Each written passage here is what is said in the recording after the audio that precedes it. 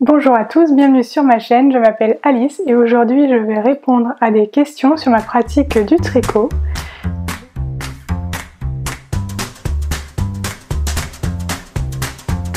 J'ai choisi de rejoindre l'initiative lancée par le podcast Germaine et Bernadette Tricotent, qui est un co-podcast en plus que je ne connaissais pas, qui nous vient tout droit du Canada, du Québec plus précisément je crois. J'ai eu vent de cette initiative en regardant justement une vidéo de Maëlys du podcast des mailles et des aiguilles qui s'est pliée à l'exercice de répondre à ces questions du tag tricot. Donc un tag tricot, qu'est-ce que c'est? Ou un tag d'ailleurs, c'est une liste de questions créée par une personne, donc en l'occurrence Germaine et Bernadette. Elles ont créé une liste de questions et l'objectif c'est de créer un petit mouvement au sein des podcasteuses tricot pour qu'elles partagent, que du coup nous partagions notre pratique du tricot en répondant à ces questions. Et il y a une dizaine de questions qui va vous permettre d'en apprendre un petit peu plus sur moi. Alors la première question étant, quel est l'endroit où tu ne tricoteras jamais? Alors, c'est difficile à dire, il y a quand même finalement peu d'endroits pour l'instant où je tricote. Alors je tricote majoritairement chez moi, et après beaucoup dans les transports. Pour l'instant je dirais peut-être que c'est au restaurant ou voilà, dans des endroits publics où je suis accompagnée de personnes. Alors ça m'arrive de tricoter par exemple en repas de famille, etc. Mais sinon c'est vrai que je suis pas encore au stade où j'emmène mon tricot dans un bar ou dans un restaurant avec des personnes, lorsque les personnes ne tricotent pas également. Donc voilà, je pense que c'est à peu près voilà, c'est le type d'endroit où pour l'instant je n'ai pas encore sauté le pas pour tricoter. Parallèlement à ça, quel est l'endroit le plus inusité où tu as tricoté? Donc l'endroit le plus étonnant, donc comme je vous le disais, je tricote majoritairement chez moi, donc c'est pas très étonnant. Je dirais plutôt peut-être en voyage, donc parce que je tricote dans le train, en voiture. Ah, peut-être que l'avion est comme Maëlys, je pense que c'est l'avion ou l'endroit un petit peu spécial où je peux tricoter. En fait, l'endroit où on s'y attend un peu le moins, parce qu'il y a beaucoup de préjugés sur les choses qu'on peut emmener en avion, et notamment les aiguilles à tricoter peuvent peut-être paraître un peu dangereuses et donc rebuter certaines à emmener leur tricot avec elles, avec cette peur qu'on nous confisque nos aiguilles. Mais en l'occurrence, moi je n'ai jamais eu de soucis. Alors quand même j'y vais préparée parce que je prends déjà que des aiguilles en bois interchangeables que j'enlève de mon projet au moment de passer les détecteurs, etc. Je les mets ailleurs dans une trousse ou autre, donc c'est comme si c'était des crayons finalement. Donc je les passe un petit peu en douce et puis après je les sors quand je suis dans l'avion. Pour l'instant je n'ai jamais eu de soucis, on m'a jamais fait de réflexion ou autre, et je même pas sûre d'avoir eu des regards un peu perplexes, donc voilà, et ça passe vraiment le temps en avion où les activités sont assez restreintes. Donc voilà le lieu un petit peu étonnant, mais qui n'est pas non plus foufou, étonnant, ou le lieu où je tricote un petit peu bizarre. Alors la deuxième question, c'est quelle est ta laine préférée? Alors je ne pense pas avoir de laine préférée. J'avoue que je me tourne majoritairement depuis un moment vers les laines teintes à la main pour des raisons de durée dans le temps. C'est vrai que j'ai alors peut-être que c'est un a priori, je ne sais pas, mais j'ai l'impression, en tout cas au recul que j'ai, qu'elles tiennent mieux, qu'elles sont de meilleure qualité. Et vu les heures que l'on passe à faire un tricot, je me dis que ça vaut l'investissement. Alors après c'est mon avis personnel, mais ça vaut l'investissement parce que je me dis, si je passe des dizaines d'heures à faire quelque chose, moi je sais que j'ai eu des projets où finalement en fait j'ai passé plus de temps à le faire et proportionnellement le temps porté est tellement réduit que je trouve ça vraiment dommage en fait. Donc c'est vrai que je me penche plutôt vers des laines teintes à la main. Et après, avec le temps et l'expérience, je vais vers des qualités, des bases qui se tricotent avec des aiguilles de plus en plus fines. Je pense qu'il y a quelques années, si on m'avait dit que je tricoterais maintenant pratiquement uniquement en aiguille 3, 3,5, j'aurais rigolé en mode oh oui mais non, je ferais jamais ça. C'est vraiment des aiguilles utilisées par les grands-mères, etc. Et au final, c'est vrai que le travail est plus fin et je me rends compte que je tricote pratiquement uniquement avec donc des aiguilles assez réduites et donc des bases qu'on appelle fingering, donc c'est-à-dire que pour 100 grammes de fil, on a 400 mètres du coup de fil. Et je me rends compte que j'utilise vraiment de plus en plus ça, un peu pas tant de DK, parce que je me rends compte que les endroits où je suis sont plutôt relativement bien chauffés. Et donc avec mon pull Carson en DK, je me rends compte que j'ai souvent trop chaud avec. Donc je pense que, en tout cas pour l'instant, je privilégie des laines un peu plus fines. Et puis en termes de marque de laine teinte à la main, quelles sont mes préférées?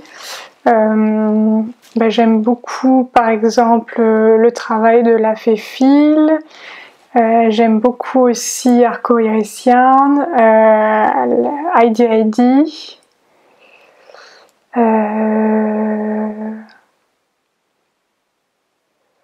J'aime aussi les laines teintes avec des teintures végétales, naturelles, donc le travail de By Night Création, de Maison Septembre. Donc voilà, pour mes préférences en termes de laine.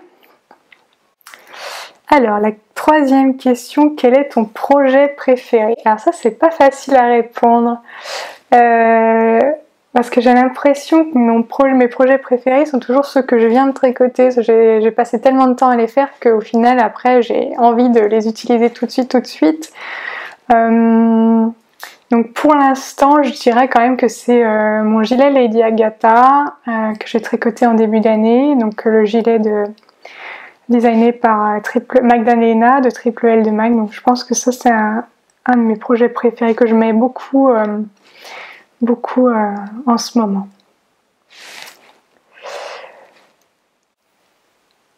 Et en revers, quel est le projet que j'ai le moins aimé? Alors, le projet que j'ai le moins aimé, j'ai pas trop de projets que j'ai détesté faire pour l'instant. Ah si, c'est un peu compliqué. Mon t-shirt Gothi que je vous ai présenté récemment, je pense quand même qu'on peut dire qu'il y a quand même une petite question amour-haine. J'aime beaucoup le rendu final, mais ça n'a pas été le plus... j'ai pas trouvé ça agréable à tricoter. Donc je dirais que c'est celui-là, le projet que j'ai le moins apprécié finalement le process. Quel est le patron que tu veux toujours faire et que tu ne fais jamais? Alors, pour l'instant, alors j'ai pas vraiment de patron que je veux toujours faire et que je ne fais jamais, mais une technique plutôt. Donc je voudrais vraiment, j'ai plusieurs projets en brioche avec la technique de la brioche dans ma to-do list. Mais pour l'instant, j'ai pas encore sauté le pas. J'appréhende un petit peu cette technique, mais ça rend tellement des choses super jolies, des projets super jolis qu'à un moment donné, il va falloir que je m'y mette sérieusement. Mais c'est vrai qu'on y reviendra, je crois, un peu plus après. Les raisons que j'aime tricoter, c'est vraiment le côté détente, etc. Et certes, à beaucoup de moments, j'ai pas envie de me pencher sur une technique vraiment, il faut vraiment une quantité ou un peu de cerveau disponible pour apprendre une nouvelle technique aussi importante, parce que je trouve que ça c'est vraiment peut-être que c'est une fausse info a priori, mais j'ai vraiment l'impression que la brioche il faut un peu de temps avant que ça devienne un mécanisme, etc. Et donc j'appréhende un peu et pour l'instant j'ai toujours remis à plus tard cette technique et donc les projets qui y sont associés. Et en termes de projet, j'ai surtout le chrysalis shawl que je voudrais faire. J'ai la laine en plus, hein, j'ai vraiment tout ce qu'il me faut. Là pour l'instant je me dis ah oui mais c'est de la surie, je vais peut-être attendre un peu l'automne. Bon, bref, j'ai toujours une excuse pour le repousser. Avant c'était j'ai pas la laine. Mais bon... j'avais même monté un projet en septembre dernier qui était le châle All About That Brioche de Lisa Haynes. Ah, je sais plus si c'est bon, je vous remettrai le lien, le nom de la designeuse. Et au final, je l'ai même détricoté pour en faire le top Kensia. Donc là, pour l'instant, vous voyez, c'est la brioche, c'est encore au stade un peu lointain. Mais j'espère vraiment m'y mettre parce qu'il y a ça donne vraiment des projets que je trouve très jolis avec. Peut-être cet été ou pendant les vacances où je vais avoir du temps pour tricoter avec le cerveau en forme. Donc on va voir. Je vous tiens au courant. Est-ce que tu achètes ta laine par coup de cœur ou par projet? Alors définitivement par projet. Alors ça n'empêche pas que je peux changer de projet au fur et à mesure hein, par la suite. Et puis d'acheter aussi plus de laine plus rapidement que je ne la tricote, hein, mais globalement, je regarde je regarde sur Ravelry ou etc. ou sur Instagram, je vois des projets, des pulls, des châles qui me plaisent, et ensuite je me dis avec quoi je pourrais la tricoter et j'achète en fonction. Donc je pense que ça me permet de m'auto-limiter. Alors après, c'est peut-être aussi parce que je fais pas beaucoup de salons. C'est vrai que si je fais des salons, cette année j'ai pas trop fait de salons donc à cause de la pandémie, etc. Mais si j'avais fait plus de salons, j'aurais justement peut-être acheté un peu plus au coup de cœur. Mais en l'occurrence, je privilégie quand même les achats au projet plutôt qu'au coup de cœur. Et bien justement, la question suivante c'est est-ce que la pandémie a eu un effet sur mes achats laineux? Alors oui et non. Oui parce qu'il y a quand même une grande période, toute la période de confinement où je n'ai pas acheté de laine en me disant c'est quand même pas primordial d'acheter de la laine par rapport aux problématiques par respect pour les transporteurs et la poste en termes de mise en danger. Oui aussi parce que notamment j'avais prévu d'aller au salon pour l'amour du fil à Nantes et puis le salon n'a pas eu lieu donc je pense que j'aurais acheté de la laine notamment sur le stand sur la rive côté laine comme l'année dernière et du coup je ne l'ai pas fait. Mais par contre depuis je me suis rattrapée et donc j'avoue que j'ai fait plusieurs quand même commandes par la suite, notamment chez Heidi et chez Arco Irissia, donc j'ai quand même commandé pas mal depuis récemment quoi. Donc ce que j'ai pas commandé au moment du confinement je l'ai fait juste après, donc au final ça revient un petit peu au même. Pourquoi, donc la question suivante c'est pourquoi aimes-tu tricoter? Alors pourquoi j'aime tricoter? Alors j'ai commencé à tricoter il y a désormais près de 5 ans. Alors j'avais appris étant jeune, ma maman m'avait appris les bases mais je m'en rappelais plus trop, j'ai dû reprendre à zéro il y a 5 ans. Je me suis mise à tricoter il y a 5 ans pour pouvoir créer des petites choses et notamment une couverture pour la naissance de mon fils. Donc je pense qu'il y a beaucoup de femmes qui se mettent à tricoter enceintes et voilà, je ne déroge pas en la matière. Donc j'ai commencé par une petite couverture. Et pendant plusieurs années, j'ai surtout fait voilà, des accessoires, des bonnets, des écharpes. Et vraiment en fait j'ai apprécié j'ai apprécié le tricot pour les projets finis. Et puis au fur et à mesure ça s'est développé en plutôt j'apprécie aussi le moment tricot et en plus quand on a des enfants le tricot c'est assez pratique parce qu'on peut le prendre un quart d'heure, le reposer. C'est pas comme la couture où il nous faut tout de suite sortir beaucoup de choses, prévoir une plage horaire assez importante. Là en l'occurrence c'est assez pratique je trouve de faire ça par petits bouts. Et c'est vraiment alors je fais pas de yoga mais c'est un peu mon yoga à moi le tricot. En fin de journée, le soir, en mode détente après une bonne journée de travail assez intense, ça permet de vider l'esprit maille après maille, tricoter. Voilà, c'est vraiment, ça détend je trouve, ça permet de se concentrer son esprit sur ça et pas que continuer à faire la journée de travail ou essayer d'anticiper la journée de travail suivante. Donc je suis passée d'un je souhaite avoir des objets finis en tricot à vraiment j'ai besoin de ce moment de tricot dans ma journée pour être détendue. C'est vraiment voilà, presque une drogue en fait. Je crois que désormais il n'y a presque aucune journée où je ne tricote pas. C'est vraiment un besoin que j'ai de faire quelques mailles. Alors, quels sont mes designers préférés? Alors, la designeuse dont j'ai le plus de projets dans ma liste de projets à venir en ce moment, je pense que ça doit être Megan Nodecker. Et déjà, moi j'ai déjà fait un pull d'elle, mon pull Carson, et puis j'ai 2-3 projets dans ma to-do, dans ma liste d'attente Ravelry de Megan Nodecker. J'aime vraiment beaucoup ce qu'elle fait, je trouve ça féminin, mais un peu sophistiqué. Ouais, j'aime, voilà, je saurais pas exactement comment dire, je vous montrerai quelques projets qui sont dans ma liste d'attente d'elle, mais j'avoue que j'aime beaucoup son travail. J'aime aussi beaucoup les designs d'Emily Louise, donc les ateliers Emily, parce que alors c'est pas tout, les modèles sont peut-être plus alors basiques dans le sens j'aime bien le côté qu'on peut porter vraiment en toute occasion pour aller au travail, etc.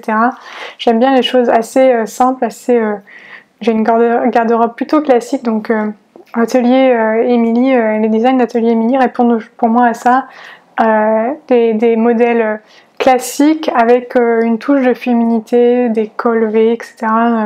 J'aime beaucoup ces designs aussi. Alors, la 9e question, c'est quel podcast écoutes-tu? Oh là là.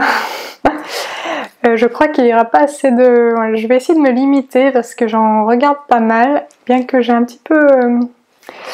peu réduit récemment, j'ai un peu du mal à suivre toutes les personnes qui font des podcasts. Il y en a quand même pas mal au final. Je vais essayer de me réduire à, allez, on va dire 5, et puis ça va être dur. Donc il y a quand même pas mal de podcasts que je regarde, des podcasts sur YouTube.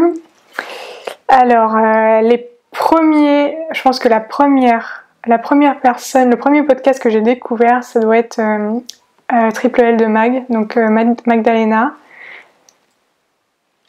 Peut-être en concurrence avec Eve de Bobine et Paulotte. Je pense que elles deux, ce sont vraiment les deux que j'ai découvert au tout début des podcasts vidéo les podcasts tricot que j'ai regardés, qui m'ont vraiment donné envie aussi de créer mon podcast. Donc, je trouve que ce sont vraiment des personnes inspirantes. Je regarde également, j'ai découvert plus récemment Cécile de Que font mes mains, que j'apprécie, j'aime beaucoup son podcast. Je trouve qu'elle a une personnalité qu'elle dévoile beaucoup dans ses vidéos et je trouve ça très agréable. Et puis alors je regarde aussi le podcast de Maëlys, des mailles et des aiguilles, bien entendu, vu que c'est par elle que j'ai découvert ce tag tricot. Et si j'en cite un 5e et je me limite à ça, je vais dire Lauriane de L'eau Mademoiselle, L'eau Demoiselle, pardon. Donc elle aussi, j'aime bien regarder ses podcasts vidéo. N'hésitez pas d'ailleurs si vous en connaissez d'autres. Alors je sais que j'en regarde d'autres, hein. Je regarde aussi les podcasts par exemple de By Night Création. Non, je vais pas tous vous dire tout ça et que je regarde, mais si n'hésitez pas à m'en partager dans les commentaires, peut-être que j'en découvrirai que je ne connais pas.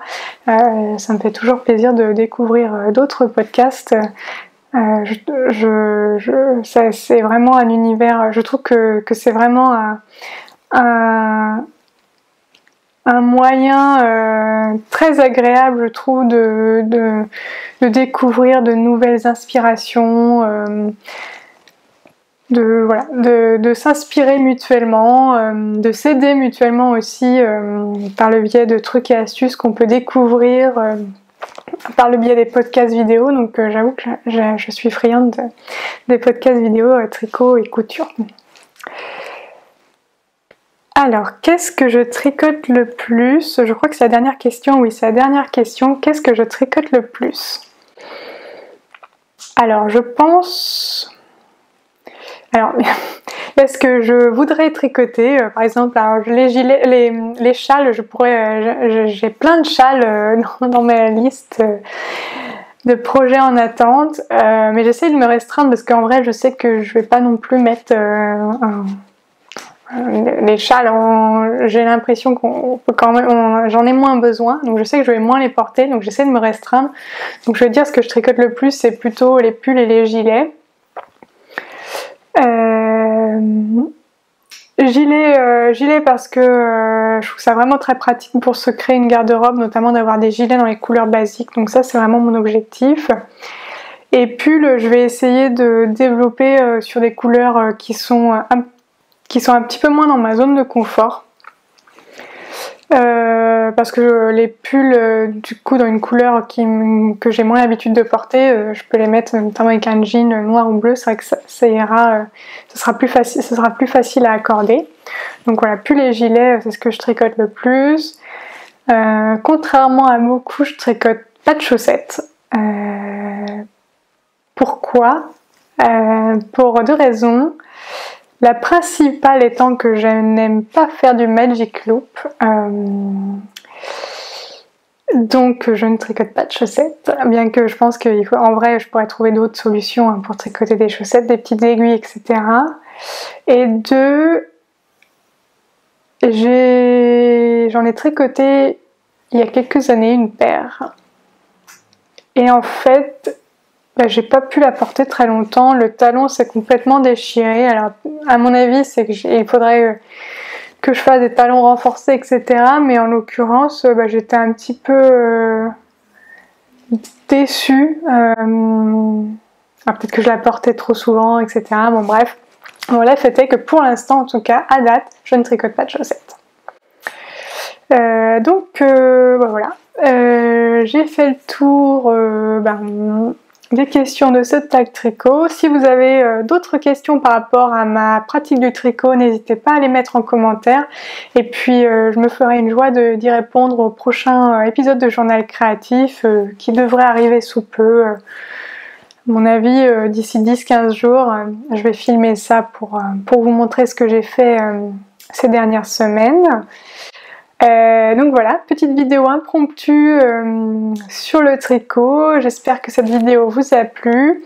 Alors je ne tague personne pour répondre à ces questions, parce que normalement l'objectif c'est aussi de taguer quelqu'un pour que cette personne puisse répondre à ces questions. Si vous voulez participer et répondre à ces questions, lancez-vous, je serai ravie, et je pense que les autres personnes qui ont répondu au tag tricot aussi seront ravies de voir ce que vous avez à dire sur ces questions. Et puis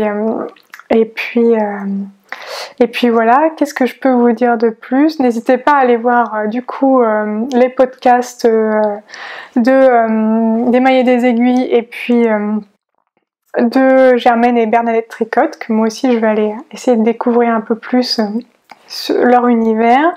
Je vous mets de toute façon les liens des différents podcasts que j'ai mentionnés dans la barre de description pour que vous puissiez aller les découvrir si vous ne les connaissez pas. Et sur ce, je vous dis à bientôt pour de nouvelles aventures créatives. Salut!